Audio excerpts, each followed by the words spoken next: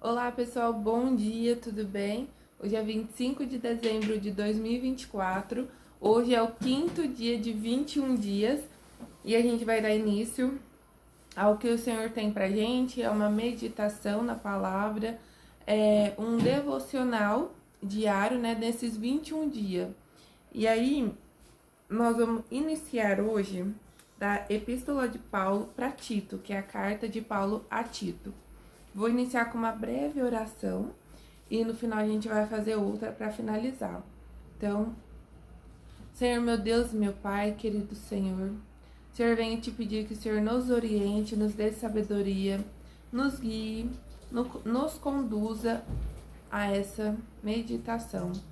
Senhor, que o Senhor possa conversar conosco, estar no nosso meio, que o Espírito Santo possa ministrar em todos os nossos corações sobre a tua palavra. Somos imperfeitos, pecadores e infiéis.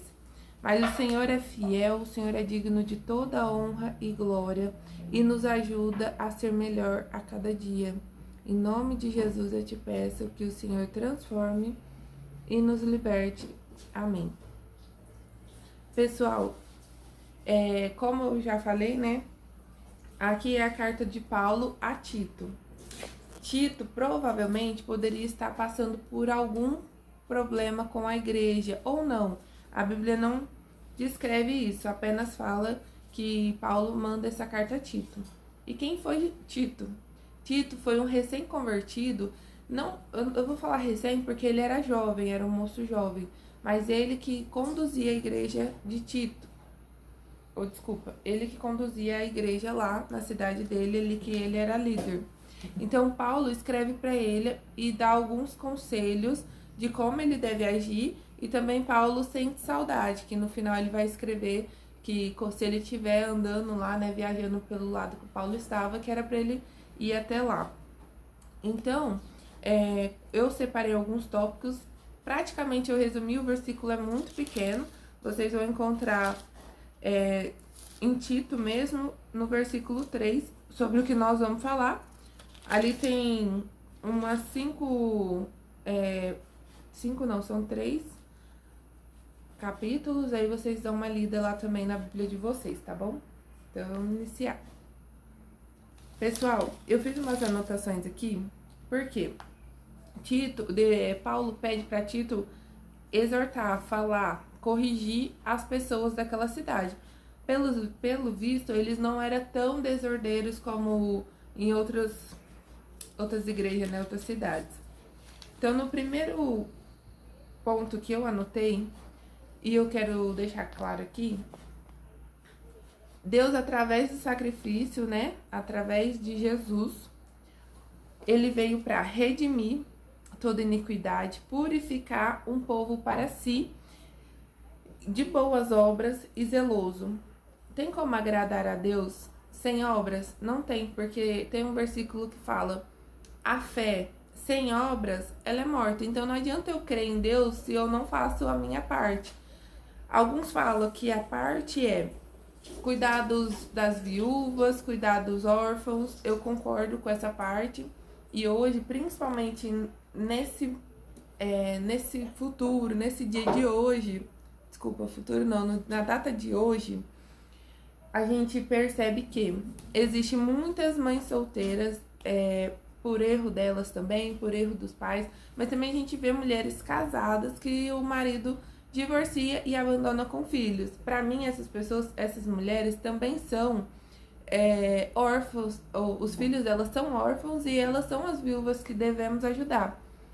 Mas isso é uma opinião minha, porque antigamente os órfãos mesmo, os pais morreram, foram pra guerra, a viúva, o marido morreu, mas a gente tem como ajudar várias pessoas. Às vezes, um arroz que você leva, isso eu falo na ajuda física, mas tem aquela ajuda espiritual, que você às vezes não tem condições mesmo de ajudar uma pessoa, e você vai ver a situação daquela pessoa e automaticamente ela vai te comover e você vai colocar ela nas suas orações. Isso é um princípio de ajuda também.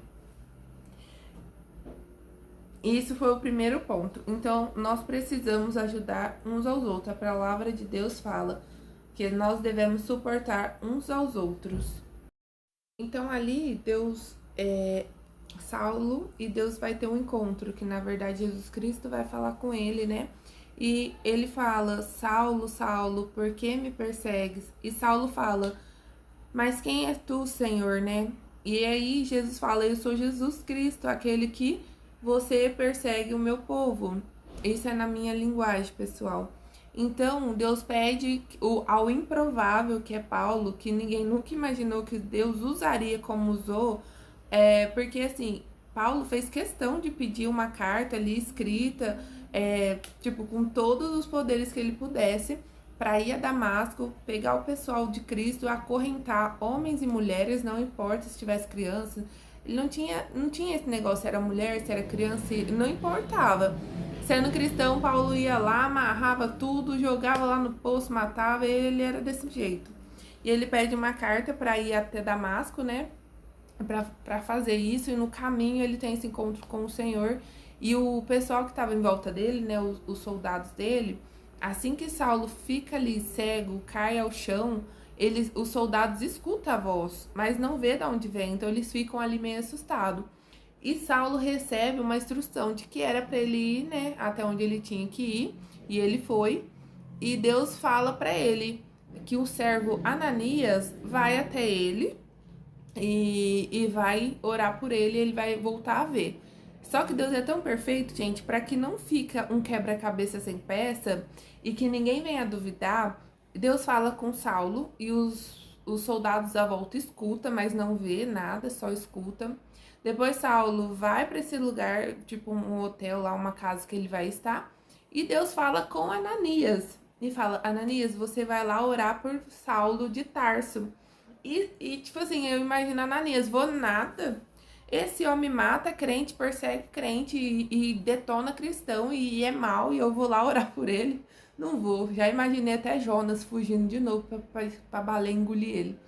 E aí ele pega e fala assim: Ananias, vai, porque o Saulo vai ser ferramenta nas minhas mãos. Saulo vai ser usado por mim, né? Em minhas palavras. E aí, Ananias, eu imagino o medo de estar de frente com Paulo, porque, na verdade, Saulo, né, até então, porque era o homem mais temido daquela época aos cristãos, gente. Ele não tinha dó, não, ele matava mesmo. E aí, Deus pede isso a Ananias. E Deus é tão perfeito que ele ainda dá a direção, né, gente? Olha que incrível, falando Anias. Vai até tal rua, vira à direita e procura a casa do tal Judas, que Paulo de Tarso estará lá. E ele vai. É um homem fiel e obediente ao Senhor, porque tem outras pessoas que eu não vou, eu não vou, eu não vou, e até morre, mas não vai. E aí ele chega lá, ele faz a oração, acredito eu que ele estava até com medo ou revoltado, né, por ter que ir. Faz a oração, Saulo volta a enxergar e vocês essa parte já sabem, né? E Paulo então se levanta como um dos maiores cristãos possível, né? Não tem ninguém que foi como Paulo foi, e ele foi fiel, obediente, sofreu, vivia preso, espancado, chicoteado, e eu acho que é aquilo, né? Ele plantou tudo isso. E mesmo que Deus perdoou, ele ainda pagou por todos os atos e tudo que ele plantou. Então eu acho que graças a Deus ele foi para a glória, não devendo nada, nenhum pingo de sangue do qual ele tirou. Eu tenho certeza que ele sofreu o suficiente. Não era nem para entrar na questão disso, mas era para falar do quanto Deus, ninguém consegue entender os pensamentos, ninguém consegue encontrar tipo assim, uma réplica, né? Tipo, Deus age assim. Não, Deus age de milhares de formas, de diversas milhares, e a gente não consegue saber o que Deus quer o tempo todo. A gente sabe que ele deixou o que devemos fazer dia após dia. Mas se ele quiser usar uma pedra para pregar, uma pedra para fazer a vontade dele, ele usa. Então, eu acho isso muito magnífico nele. E aqui no finalzinho, Deus fala que antigamente, antes da gente ser cristão, nós éramos desobedientes, enganados, escravizados por nossas paixões e prazeres, vivíamos com inveja, a gente vivia odiando uns aos outros. Eu imagino assim, Deus falando isso porque tem pessoas que quando se converte, aí ela já não consegue lidar com o erro de ninguém mais. Ah, mas fulano é prostituta, e ela já nem anda com aquele tipo de gente, sabendo que ela já foi. Ah, fulano bebe, mas gente, não tem, a gente não consegue ter um pingo de compaixão por essas pessoas, porque, igual eu falei, eu vi um vídeo de uma menina com milhões de seguidores, e lá ela falando assim, eu odeio gente, eu odeio cachorro, eu odeio tudo por igual. Essa pessoa, eu sei que a cultura dela, ela não é cristã, eu vi que ela é Ubanda, é da Ubanda, né? Ubandista. E ela, obviamente, vai odiar as pessoas, porque infelizmente a gente já sabe os tipos de espírito que comanda, né, esse local. Então, gente, a gente não pode odiar, a gente tem que amar. A gente precisa suportar uns aos outros. Então, além de amar, aqui na Bíblia fala assim, no 3:3, porque também nós éramos, noutro tempo, insensatos, desobedientes, extraviados, servindo várias concupiscências e deleites, que é prazeres, vivendo em malícia, inveja, odiosos e odiando uns aos outros. Porém, aqui ele fala, mas quando apareceu a benignidade e o amor de Deus, nosso Salvador, para com os homens, não pelas obras de justiça que houvéssemos feito, mas segundo a sua misericórdia, nos salvou pela lavagem de regeneração e de renovação do Espírito Santo, que abundantemente ele derramou sobre nós por Jesus Cristo, nosso Salvador, para que, sendo justificado pela sua graça, sejamos feitos herdeiros segundo a esperança da vida eterna. Fiel é a palavra, e isso quero que seja firme, para que os que creem em Deus procurem aplicar-se boas obras, estas como são boas e proveitosas para os homens. Eu nem preciso falar mais nada, né, pessoal? Porque depois que a gente se converte, a gente precisa automaticamente mudar coisas que fazíamos no passado para que não nos cometamos esse mesmo erro no presente. E eu quero deixar só de mensagem final que você que acha que é improvável a mudança na sua vida, que você que acha que Deus não usaria você, que você que se senta lá no último banco para não incomodar ninguém, para não ser incomodado, Deus quer usar você, Deus quer usar a mim, de alguma maneira. Às vezes a gente não entende, talvez você não vai ser um pregador que vai viajar o mundo, mas talvez você vai ser aquele pregador que, quando a sua vizinha precisou, você tinha uma palavra para ela se alimentar do pão de vida, e aquilo ali mudou a vida dela, porque eu acho que aquele que ajuda pelo menos uma alma a se arrepender, ele tem o galardão dele, como diz na palavra. E é isso, pessoal. Dessa vez foi os meus pontos, né, do que eu observei aqui de Paulo para Tito, que possamos ser como o grego Tito, recém-convertido, mas fiel, estava ali aberto para mudança, de coração aberto, ouviu Paulo, se converteu, mudou toda a vida dele para servir um Deus que ele tinha conhecido recentemente. E agora a gente vai fazer a oração final. Então vamos lá, pessoal. Quem aprendeu a dinâmica e quiser fazer antes ou fazer depois, também não tem problema. Você voltar 2 vídeos, você vai aprender a dinâmica comigo. Só não vou fazer agora, pessoal, porque eu tenho um compromisso agora. Então, no próximo vídeo, eu faço a dinâmica com vocês também, tá bom? Então, vamos para a oração. E espero que alguma dessas palavras, algum desses pontos, e que você leia esse versículo, né? Não esqueçam, Tito, eu comecei pelo 3, mas é bem pequenininho, gente. Dá para ler e resumir bem. E os pontos que eu falei para vocês também. E que o Espírito Santo acrescente, ensine a cada um de nós cada vez que você lê a Bíblia, Deus tem uma revelação nova e diferente. Toda vez que eu leio Mateus e Marcos, eu choro bastante. Eu acho assim, Marcos, eu acho que ele resume bem. Vamos supor, você é uma pessoa ansiosa, não tem tempo, se não gosta muito de ler, lê Marcos, ele resume todas as histórias. Mas quem gosta dá aquela emoção, assim, de ler e sentir a presença de Deus, eu oriento que lê Mateus, porque Mateus, ele escreve bem explicadinho, assim, ele conta cada detalhezinho, então eu gosto.